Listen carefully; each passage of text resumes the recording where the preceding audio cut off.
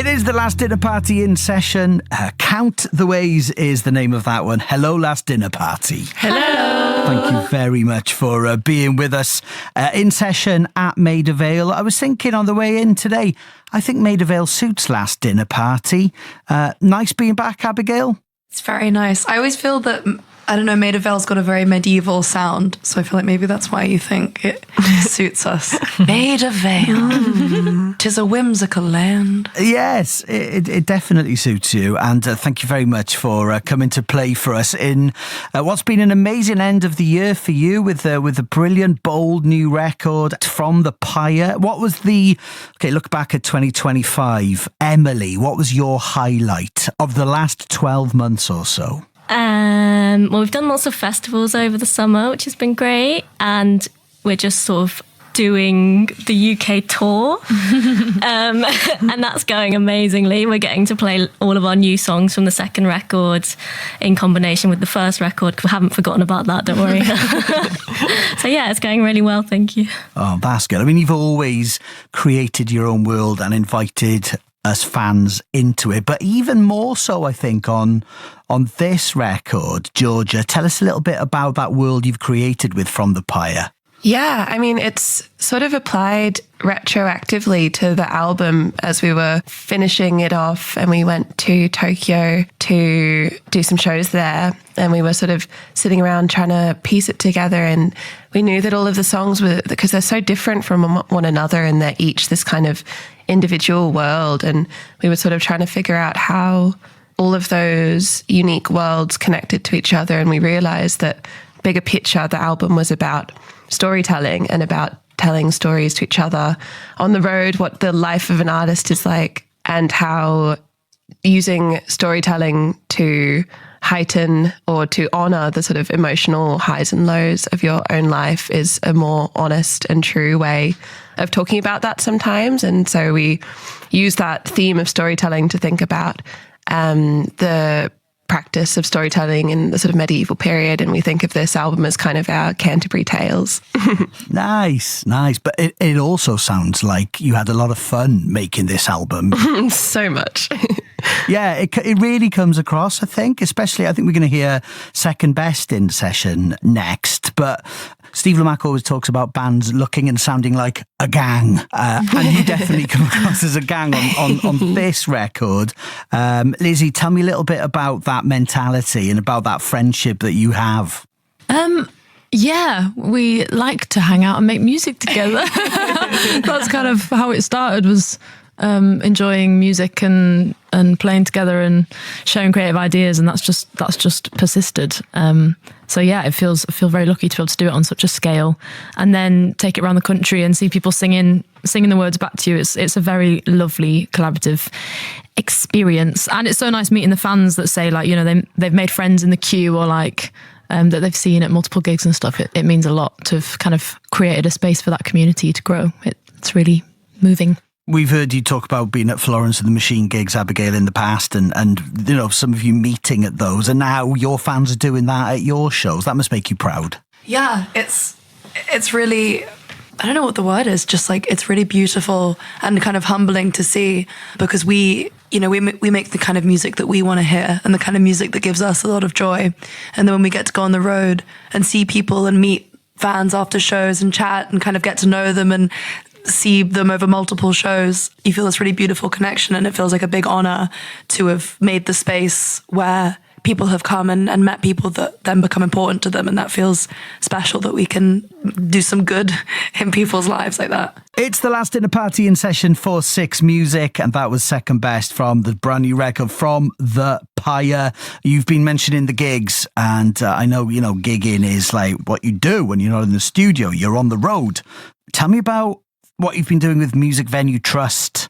I know there's been a £1 from ticket going to grassroots venues, but also, which is amazing, but also the shadowing that you've been inviting people to do.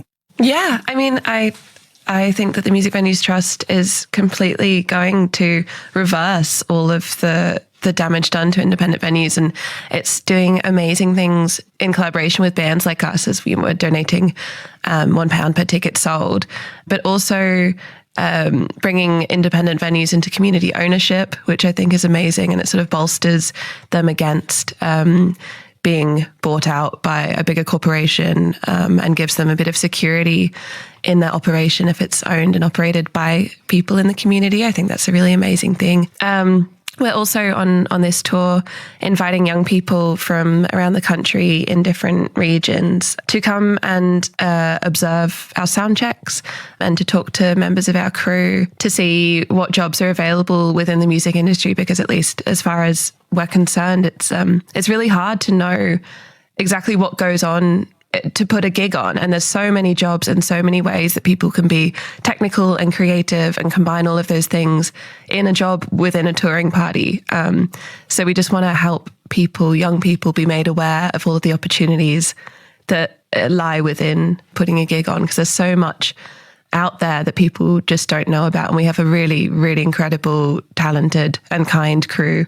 So we're really grateful to be able to do that for people. Are you offering the chance to shadow the merch person on the tour? Yeah, probably. Yeah. Connell will be up for it. You've got to fold all of those T-shirts. Is it Connell on merch? Is that your merch person? Connor, yeah. Connor, okay. Yeah, Yeah. legend. Nice. That's such a brilliant thing to do.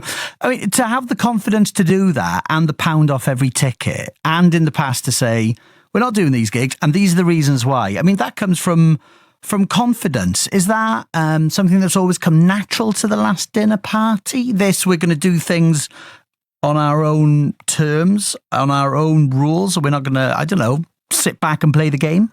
I think yes and no, because like we got into the industry very quickly, and so you kind of come in like just looking for guidance because I don't know, there's no like rule book out there. It's a really weird job.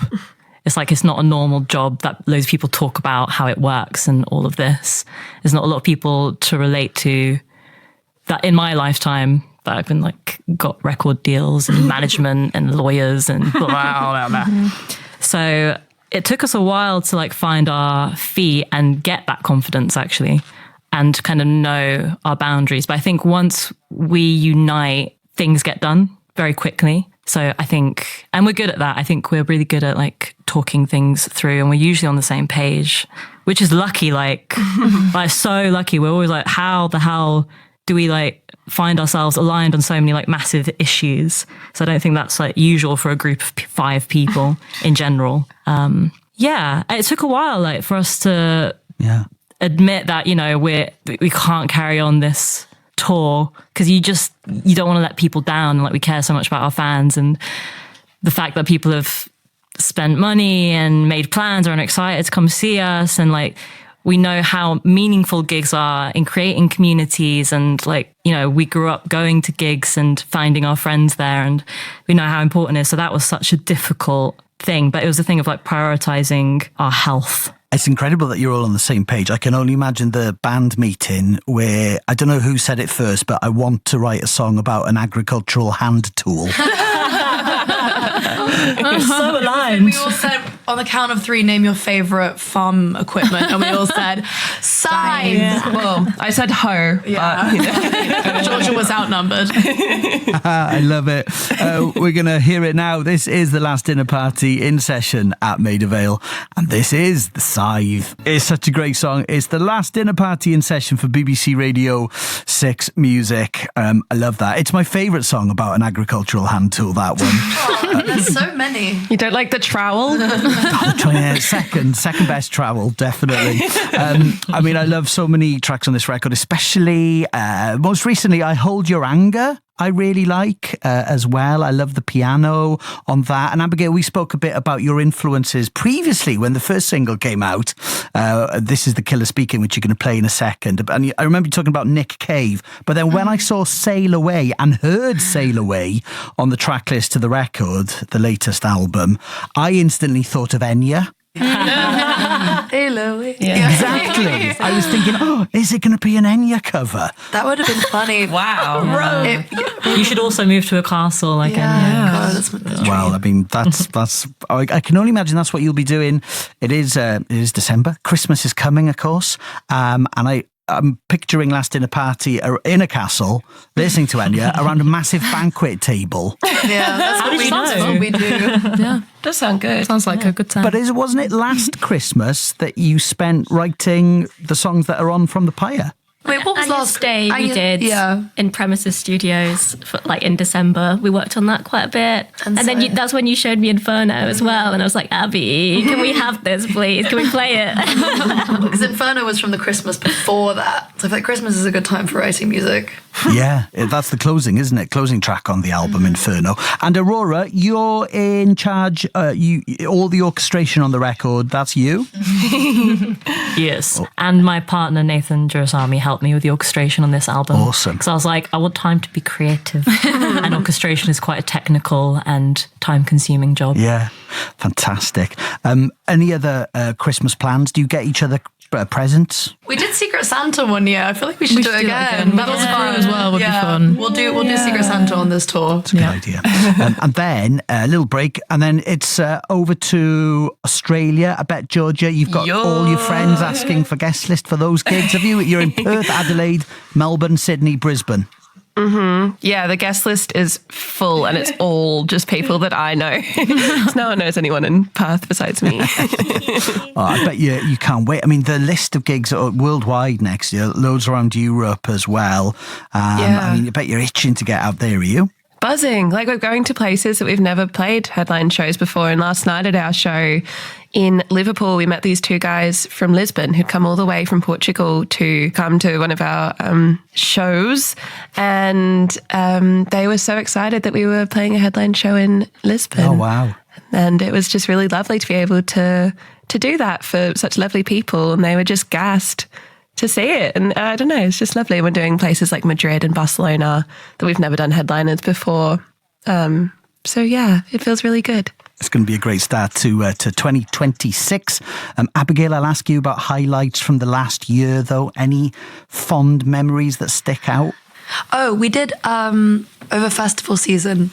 The last festival we did in the UK was our first ever headline slot at Forwards Festival, Bristol. Oh, yeah. And that felt really, really insane because we've never really played a festival slot at night when it's dark, and it feels very, very different than a broad daylight festival slot. And it just felt really, I don't know, like a really beautiful way to close out the summer, and everyone was there for us and everyone was having a lovely time and all our friends and family were there. And it felt really special to have achieved that moment. Oh, fantastic. Well, congratulations on everything over the last year and on this superb new record. It's From the Pyre, which came out a couple of months back. Now, thanks for doing this session for us at Maida Vale as well. And I think we're going to bow out. The last song you're playing is This Is the Killer Speaking. And this is such an earworm. I mean, this melody line, honestly, goes around. Every time I hear it, we're going to have this in our heads all night now. So here we go. What an absolute treat. It is The Last Dinner Party in session. Thank you so much. Thanks for having us.